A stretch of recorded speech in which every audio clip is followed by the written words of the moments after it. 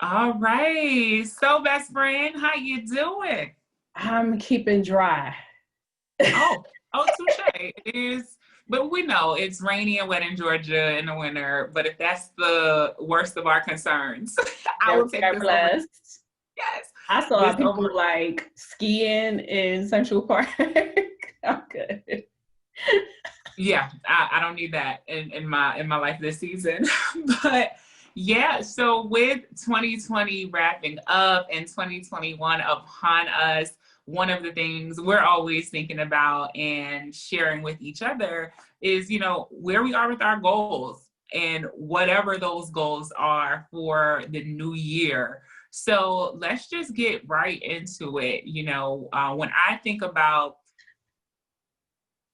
aging and growing and that setting goals is a major part of what gets us from stage to stage. So what would you say are the factors you consider the most when you're just in the process of setting goals? This year has been a little bit different, but the biggest thing for me is, can I set this goal? Mm. What do you mean by that? I mean, we ask ourselves to set goals. Sometimes I think we mean well, but a lot of the time, for some of us, we don't actually realistically have the bandwidth for some of the goals that we set. And so, one of the things I've learned to do is to back up and be like, just because I can doesn't mean that I should. Am I doing too much? Am I doing too much in The this answer time? is always yes for me. So I get it. It's like It's a damn struggle, like trying to for productivity, like for us, for those of us who are like, what's next, what's yeah. next, what's next. The biggest question for me is always like, Bridget, should you really be doing this? Or should you be doing this and all these other things all at the same Right. time? What's on your plate? Like, and before you put something on your plate, maybe you need to take something off your plate. So that's, for me, it's always like, okay, I want to dream big. I want to set really big goals, but like, do I have too much on my plate as it stands? Is there a way for me to be able to move some stuff around? How do I reprioritize my responsibilities so I can measure these goals in a realistic way? Um, Mm-hmm. how about you, Joan? What do you think about the most? Well, so when it comes to goal setting specifically, I think about the potential interruptions that may arise when I'm thinking about these goals.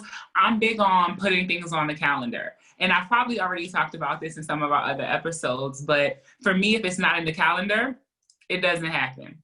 And that means chill time, movies, bestie time. Like, if it's not in stone that it's going to happen, chances are it's not going to happen. Now, don't get me wrong, I'm still half Aquarius. So I do have maybe like one day every quarter where I'm like, let me be spontaneous. Let me call like 20 people and say, what you doing?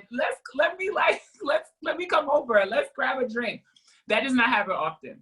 I don't I don't do well with unplanned time because in my faith tradition, what we say is idle time is the devil's playground. So I tried to not have idle time, but I factor in potential interruptions because I'm human and we live in community with other people. So there's so many factors that are gonna contribute to me achieving my goals or my goals being delayed. There are gonna be things I have to tend to that I may not have thought I had to tend to if I set the goal in January for something in March, but something in February happens and I'm like, well, hell. So being prepared for that mindset, like to shift gears, because I can be very stubborn if I have a goal. Like, I said I was going to achieve it by March, but but realizing that there will be potential interruptions, but mainly reminding myself of the why. Mm-hmm. Why I set the goal to begin with, because that can get lost in the work of the goal. And I have to remind myself why I even started, regardless of what the goal is. So I'm not thrown off by the interruptions, because the interruptions are going to come. Right. And yeah. And lastly, I would say, I think about how to celebrate success along the way. If the goal is to read a book or read 52 books for a year, one for each week, how am I celebrating myself in that goal? Like once I do finish a book in time, I do actually get through the book in a week or less. How am I celebrating myself? And I'm using that as an example because it has been one of my goals in the past, but just finding ways to remind yourself why you're doing it and pat yourself on the back for making progress. Yes. And I will pull a nugget from what you just said, which is Nugget. The deadline can shift. It's okay. It's okay to set deadlines, but it's also okay to move deadlines. And sometimes it's not just okay, it is necessary. Yeah, like we're not living alone. We have these, there's so many things that are gonna come in and change the goal, and change, some things may even change our why. So being flexible has also helped with that too for me. Right. All right. So I love this next point, and I'm gonna let you lead the people into the promised land with this one.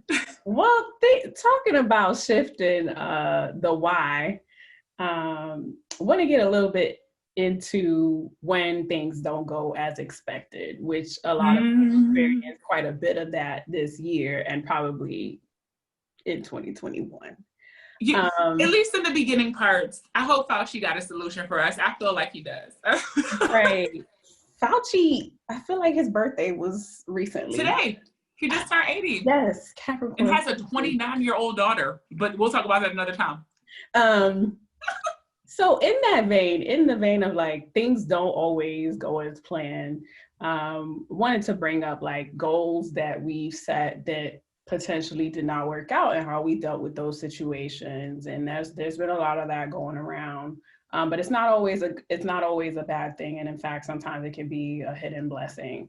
I'm gonna throw this to you first. Okay. All right. So what's an example of a goal that you set that you didn't accomplish, and how did you recover from that experience? So in college, I spent those 4 years thinking I was going to be Chief Justice at the end of my career. So I went into Dartmouth thinking, well, I'm going to be a government major and history double major so that I'm making a change in the communities that I care most about. And the way I do that is by becoming Chief Justice of the United States Supreme Court. I just knew that's where I was going to be. And every Chief Justice had gone to an Ivy League school. So I was like, I'm on the right path. And then I applied to all the T14. So that's the top 14 law schools in the country. And most of them are Ivy League schools.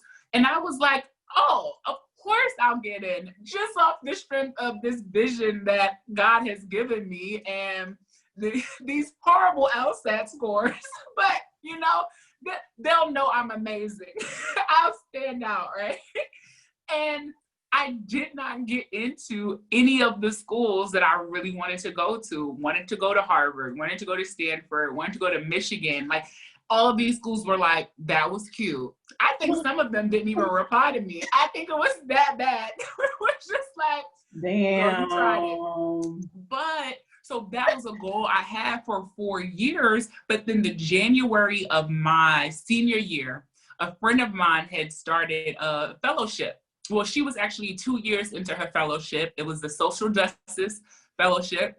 She knew that I wanted to make some type of change in communities of color. And my whole purpose was about bringing justice to those types of communities. She said, I'm doing that work at the grassroots level. It's not law school. It's not, it's not fancy. It's not the limelight, but I think you'll really appreciate the work we're doing. Apply. Let me know what you think. I apply in January, go through the process. They love me. I love them. I love what the organization represents. And in my first year, I was able to make the type of impact that judges don't get to make in a lifetime, you know, and but I wouldn't have known that. If I would have gotten into the law schools that I wanted to get into, I would have taken that very traditional path, probably gotten married and had kids and had to, you know, now the new path is to become partner. And maybe I would have been stuck in some law firm in New York. But instead, I got into fundraising through grassroots work. And now that's the path I'm on, but still able to make the type of change I wanted to make earlier on. So yeah, that was a big goal that did come into fruition, but something better came from it, for me at least.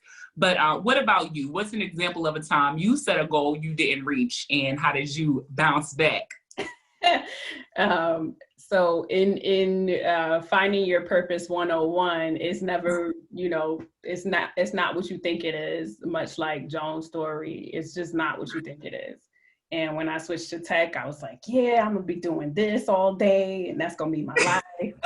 You are doing this a lot. No. That's funny. I am doing that all day. But again, back to the why, like, yes, that was a route, and it was an opportunity. Switching was an opportunity to upgrade my life, but my purpose is not to tech. So ooh. I applied to this program. Yeah, my purpose is not to tech. Like this, it's just not. And this program that I really wanted to attend and is still going live. And one of my good friends literally just got in, and I had the little bit of like, did I make the right choice?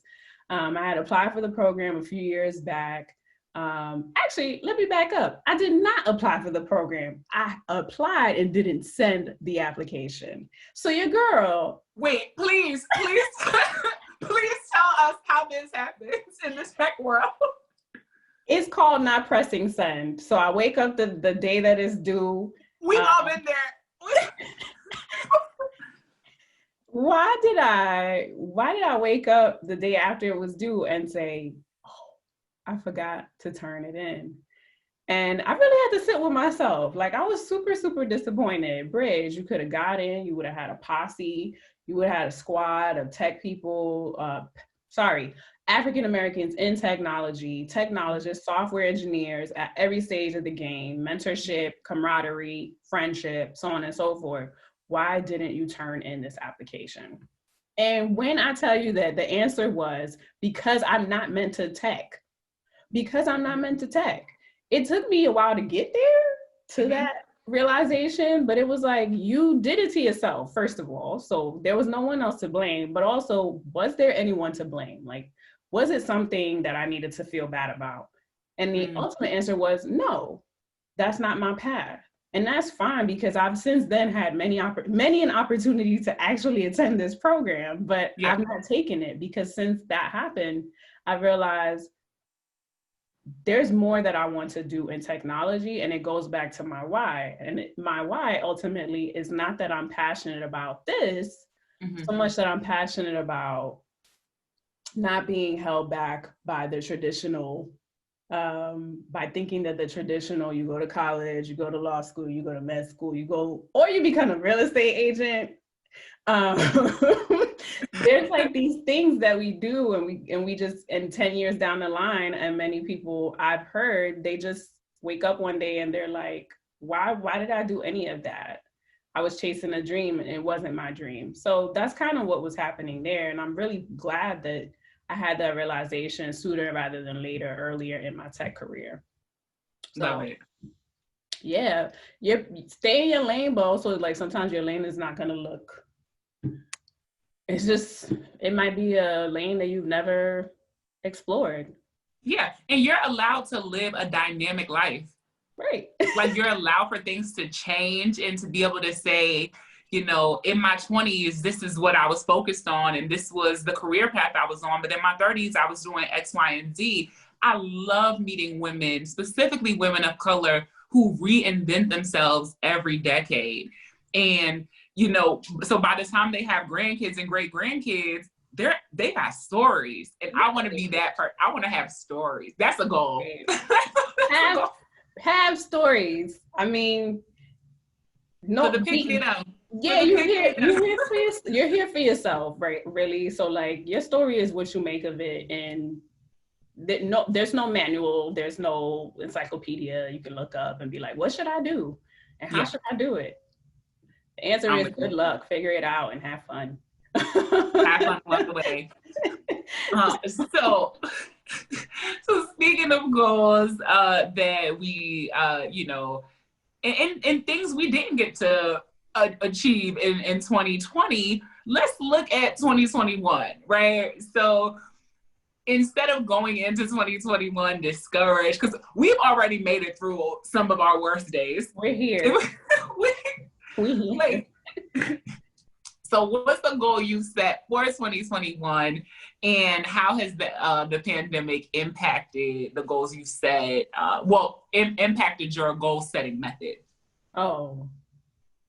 I've decided it started this year with me not doing the big reflection. And I was just like, something about this year feels like maybe I shouldn't pin down too many things. And I didn't. Am I clairvoyant? Did I get my superpowers early? I don't know. Those of y'all who are just now hearing this, it was December 21st has come and gone, but we don't know. We don't know if we're going to get the aftermath. Right. I don't know if I had a little bit of something earlier this year, but something told me like, don't make anything too structured, go on that first trip. But I was tired from traveling. So I was like, I'm not going to travel too much this year. I'm not really sure what's going to happen this year.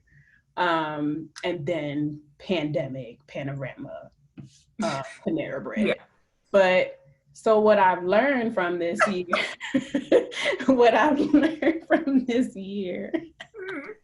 You are my favorite. Thank you, is that and Joan already said this, flexibility. In past years, there have been timelines, there have been deadlines, there have been check-ins, there have been, milestones, like things written down. Mm-hmm. And my approach is going to be to go a little bit easy, to set less of a strict timeline around the things that I want to see and happen. It's going to be to treat myself, because one thing that I've learned is that, like, if your mental, this year specifically, like if your mind ain't right, that's okay. But it might mean that you need to slow down and back up and really see things for what they are, which is that we are in this new situation. And that, again, there's no roadmap. So it is what you make of it. And on top of that, a lot of us are experiencing like deaths in families and things like that. And it puts things into perspective. Like, work is work. Mm-hmm. But I think for me, play needs to happen more often. Mm-hmm. Agreed. Just play like I never played before, because that's the only way that was the only way for me to really cope with what the heck was going on this year. Play. Figure out, if you got free time, play. What about you, Joan? How you feeling about 2021 goals? And have you changed? Are you thinking about changing how you goal set? So 2021 goals are now centered around freedom for me, and defining what freedom looks like. So I have always wanted to travel, and I've wanted to travel internationally. And I'm an only child. There are a lot of things that I do enjoy doing by myself.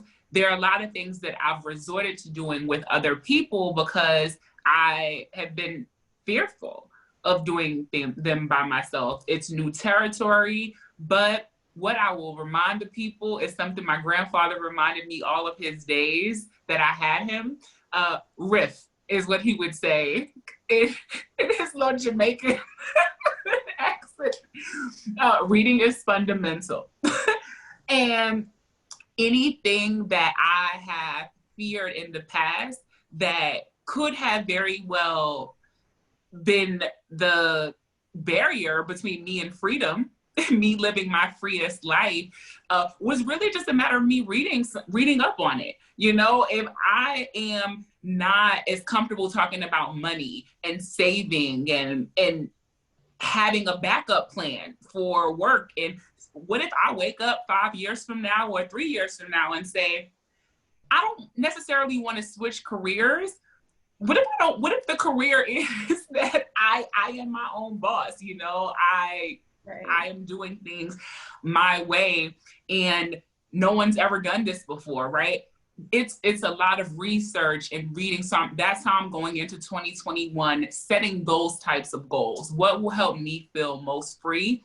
And that's what I think is going to make me the proudest of myself, right? To be able to look and say at 31 years old, you just got through a global pandemic, sis, and you were able to save money. You were able to buy a car that you really love. You're able to invest in a second home. Now, what have those things done to set you up for freedom? And how can you continue to set yourself up for freedom? So that's what I'm looking forward to. And wealth creation is a part of that, but it's less of, it's not coming from a place of greed. You know, when people hear wealth creation, sometimes it can scare them off, especially in our community and especially women, because they think, oh, well, you just want to drive fancy cars or you just want to flex or you just want to, and I'm like, I could live without any of those things if I knew that tomorrow I could quit my job and be the happiest woman alive, because I wasn't worried about my next meal or shelter or taking care of my family and friends, you know. So the goal for 2021, how can I be free and happy and whole, and what does that game plan look like? Right. We're not meant to be here working. And that's it. We're not here to work to pay bills for our whole lives. Like, and that's how a lot of women of color live. Right. And it's a pattern I'm trying to break, and it's a pattern I know you're trying to break, and most of the women in our circle are not even trying, we're breaking it. No, it's happening. Yeah. There's so much. I'm like, sis, please teach a class because I'm trying to go. Like, yes. So I'm in that state of researching and building community that's on that same, you know, wavelength. So yeah. Research is fundamental. Reading / research. I mean, yeah. No, together. Reading / research. Fundamental. From the book of Chief, as I call it. The book. Riff. If you still got your elders around, really just go have fun with them too. Please. They keep you so young. They do. And we keep them young too. Yes. All right. So we always like to leave the people with some gems, Bridge. So what's one of your gems when it comes to goal setting for 2021 and beyond? And beyond, yeah. So we don't know what life is about to look like necessarily. At all. So I think, at all. Yeah, back to my original point of, do I have the bandwidth? It's also like, if you've accepted that you do have the bandwidth, it just helps to break stuff down to make it a little bit more palatable. So just because you have a goal, no matter how big, how small, doesn't mean that you know what it takes to actually achieve it, right? So you can goal set all you want, but I think the real work is in saying, to achieve that goal, I'm willing to do the following for however long, and so on and so forth. So in that planning, I think is the actual, like we talked about manifesting before, like you actually have to put in the work for the thing that you want. And that's kind of what we're talking about now. So breaking stuff down, you know, if your goal is to eat healthier, what you willing to do? I'm willing to put spinach in my diet once a week. Like whatever it is, right? Just to make it a little bit more achievable, a little bit more tangible, a little more doable, especially because we don't know what's coming for us. But do what you can with what you have, but make sure you have a little bit of a plan. And also checking for, do I need to backtrack? We talked a little bit about that. Like, do I need to reassess my goal? Like, for whatever reason, you may have to say to yourself, I need to put that off for now, come back to it in 3 months or so. I'll check on it and then start that back up again. Or you might say, I left that behind. I think it's time to come back to bring that back. Yeah. So post checks, I think, are really helpful too. Just making sure that like you didn't set the goal in January and forget about it by March. Because then what's the point? Yeah.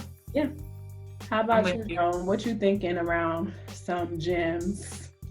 One big gem that I'm always reminding my friends of while they're goal setting is to extend yourself some grace.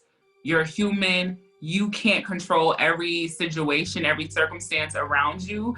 And if you know why you want to achieve a certain thing, be open to feedback on the why from people you trust, of course, from people who have already achieved what you're trying to achieve.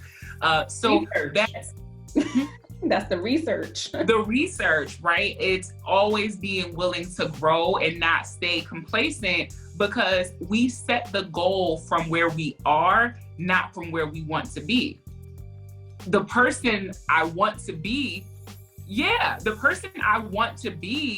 is someone who I don't know yet. Right.